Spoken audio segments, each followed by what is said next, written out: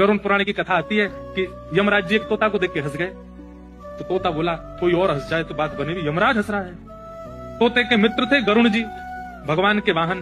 तो अपनी पहुंच लगाते हैं ना लोग, जब संकट में आते हैं तो अपनी पहुंच लगाते हैं, जैक लगाते हैं, हाथ पांव फड़ाते हैं। गरुड़ जी को कहा कि भैया तुम कैसे भी एक काम करवा दो। बोले क्या?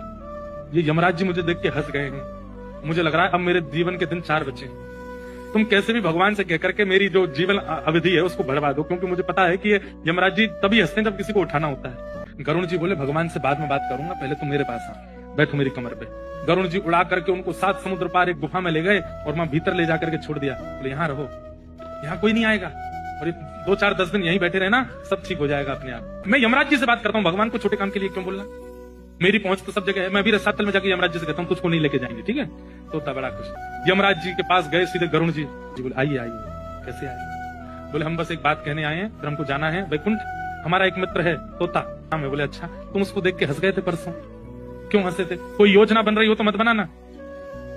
अच्छा, उस वन के तोते के बारे में? बोले हाँ, मैं तो उसको देख के इसलिए हंस गया था, मैंने कि देखो कैसे कर्म की विधि, ये अभी यहाँ बैठा है और इसकी मृत्यु 7 समुद्र पार एक गुफा में बिल्ली के खाने से होगी, और मैं ये सोच के हंस रहा था कि ये 7 समुद्र पार पहुंचेगा कैसे। तभी यमराज जी बोले देखो देखो आ गया।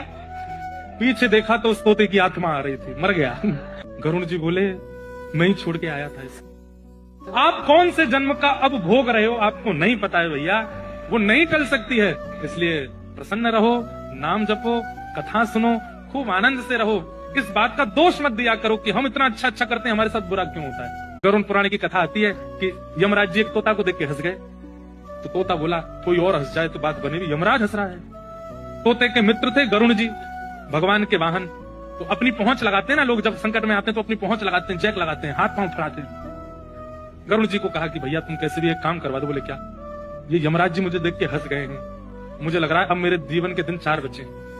तुम कैसे भी भगवान से कहकर के मेरी जो जीवन अवधि है उसको बढ़वा दो, क्योंकि मुझे पता है कि ये यमराज जी तभी हंसते हैं जब किसी को उठाना होता है। गरुड़ जी बोले भगवान से बाद में बात करूंगा, पहले तुम मेरे पास आ, बैठो मेरी कमर पे।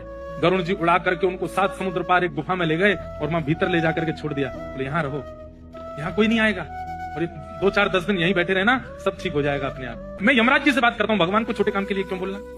मेरी पहुंच तो सब जगह है। मैं भी रसातल में जाकर यमराज जी से कहता हूँ तुझको नहीं लेके जाएंगे, ठीक है? तोता बड़ा खुश।